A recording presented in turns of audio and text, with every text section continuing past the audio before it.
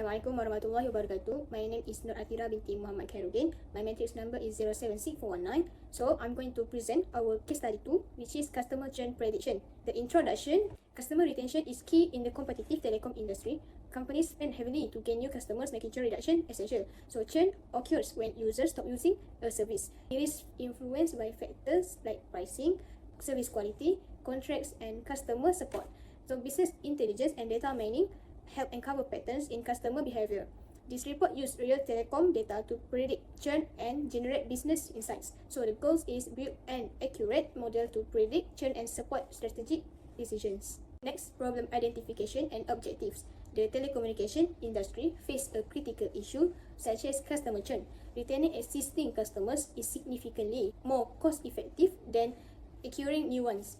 This case study aims to predict customer churn using data mining technique applied to a real-world telecom dataset. So the objectives are: first, analyze historical customer data to identify patterns associated with churn. Second, apply classification models to predict whether a customer will churn or not. And the last one is visualize insights using business intelligence tools for decision making. Third, dataset handling and pre-processing execution. Dataset overview is the dataset was taken from Kaggle, which consists of 3,333 records with 11 attributes. So each row represents an individual customer with data on their service usage, charge, and interactions with customer service. Next, initial data inspection. First is no missing values were found. Next is all data types were appropriate for analysis. Third, a small number of duplicate entries were identified and removed. And the last one is features are already in numerical format, so encoding was not required.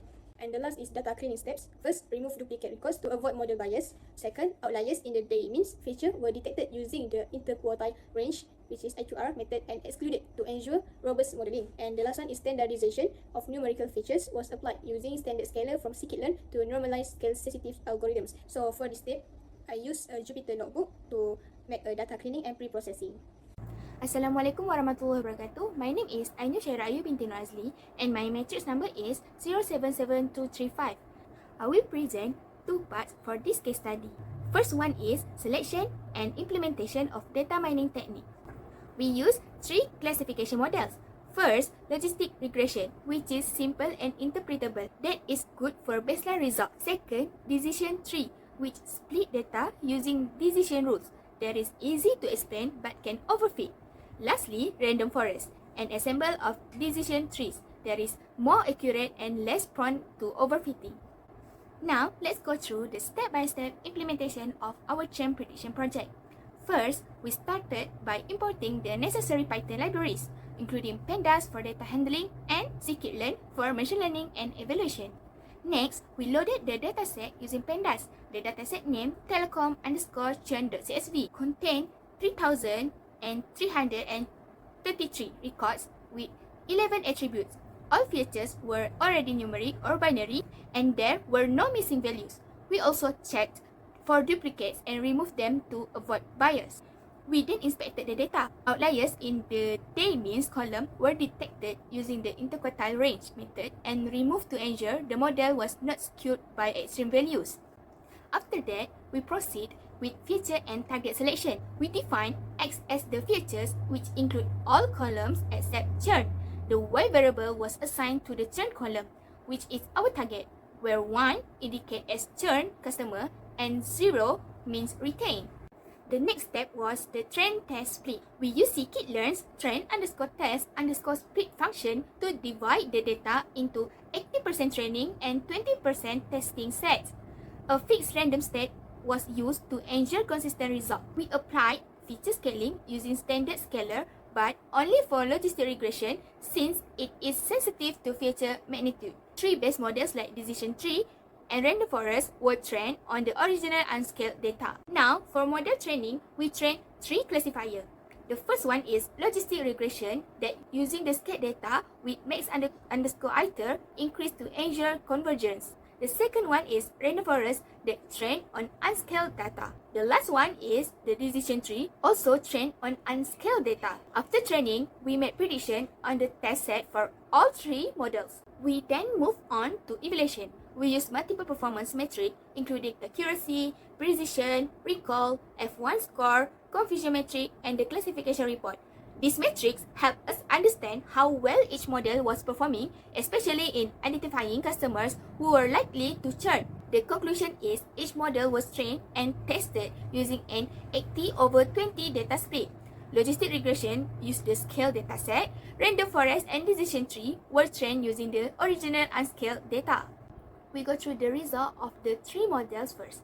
The first one is logistic regression. Logistic regression achieved 85.91% accuracy and 62% precision, but its recall was very low, which is only 17.82%. This means it missed many actual churners, so it is not the best for identifying customer at risk. However, it's still useful for understanding which features influence churn the most. The second one is random forest. Random forest gave the best performance, which is 92.65% accuracy, 65.11% precision, and 61.39% recall, with an F1 score of 71.68%. It had a good balance between detecting churners and avoiding false positives.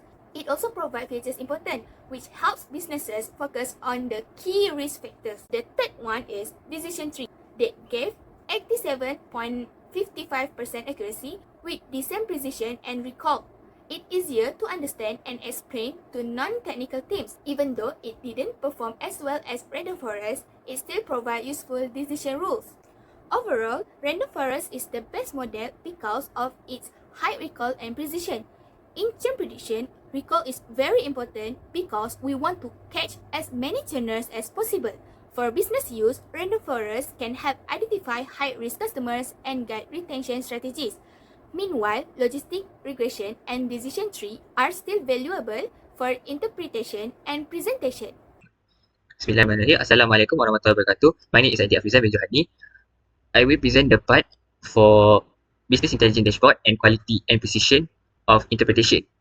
So the first one is the dashboard for the churn overview, customer retention versus the churn. So in this slide, it shows the pie chart where the churn status distribution is 85.51% for retained customers, which has amount of 2,850, and the remaining 14.49% is the churn customers, which amounted to 480. The key insight from this dashboard is majority the retention sickness, the loyalty, and the 14.49% churn rate required improvement. Next is the monthly charges and account weights correlation. Here we can see the scatter plot that shows the data patterns where the higher monthly charges, the longer the account tenures. The churn behavior shows that the churn customers cluster around moderate charges. For recommendation, it incentivizes longer subscriptions at higher price points. Next, the impact of customer service interactions on churn. Here is the chart where it shows the customer service calls has around 3,000 calls from non-churn customers, and for the churn customers, it has significantly fewer calls that indicates disengagement. The insights that can be taken from here is it has high engagement via calls that correlates with retention. Next, data plan effect on churn rates. So based on the chart, the data plan that under the label 0 has higher churn concentration, while the data plan under label 1 has lower churn proportion. The insight that can be taken from here is to tailor plans to reduce the churn rates. Lastly, the monthly charge distribution by churn status. Here we can see that the chart shows that non-churn customers has higher charge range dominate, and the churn customers has predominantly lower monthly charges. The insight that can be taken from here is the pricing strategy impacts customer retention. For the quality and precision of interpretation, firstly, the overall churn insights and key drivers has 3 points, which lower monthly charges associated with higher churn rates. Next, data plan types. Standard plans show more churn. And lastly, the customer service engagement, more calls linked to better retention. Lastly, the recommendations and next steps. It has enhanced customer service, focusing on engaging at-risk customers frequently, revised pricing plans, offering value to lower paying customers, customized data plans, develop tailored plans to reduce churn, monitor metrics, track churn closely to measure impact.